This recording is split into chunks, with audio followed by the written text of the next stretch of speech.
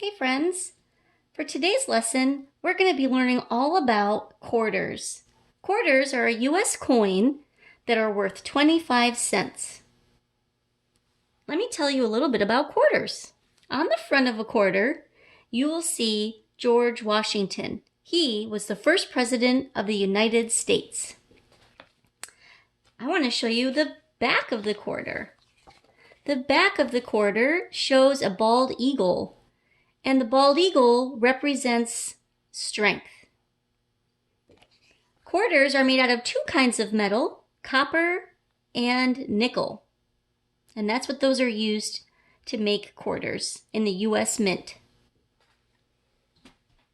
So, if you'll notice, that is a quarter. I'll hold it up for you. There's George Washington on the front. You'll notice just by observing this quarter that it is larger than a dime, it is larger than a nickel, and it is larger than a penny. So quarters are a very large coin compared to the other coins we've been studying. Now, you're probably wondering, I wonder how I could make 25 cents using other coins. So let me show you how that will work.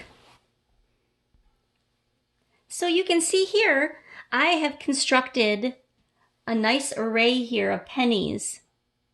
And you'll notice that 1 quarter, which is worth 25 cents, is the same as 25 pennies. So if I wanted to dig in my pocket and come up with 25 cents, this is one way that I could do that. I could pull out 25 pennies and line them up, and it would equal the same amount as 1 quarter. Now you can see I've created 25 cents using some different coins.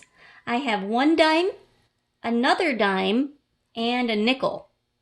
And so 2 dimes and 1 nickel is also the same as 25 cents. So if I didn't have 1 quarter to pay for an ice cream sandwich, for example, I could dig in my pocket and pull out a 10, 1 10, 2 10, and a 5, and that would equal 25 cents too. If you're not sure how I know this for sure, I can do a little math on the side. So I have 1 dime, and I'm going to write 10 under here so I don't forget. And then I have another dime, and then a nickel. And remember, how much are nickels are worth? That's right, 5 cents. So I have 10 plus 10. And I know 10, 20. And I can add 5 more cents to that. And that will give me 25 cents. So you could do some math this way to show how you can get 25 cents. Or you could just count by skip counting. So I could say 10, 20, and 5 more is 25. But there's another way. Okay, so now you can see another way I've created 25 cents. I've used all nickels. And remember, how much are nickels worth again?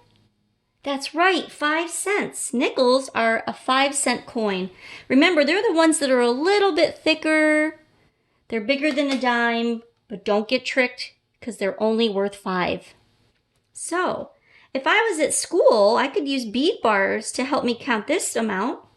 I could say 5, 10, 15, 20, 25. Look at that.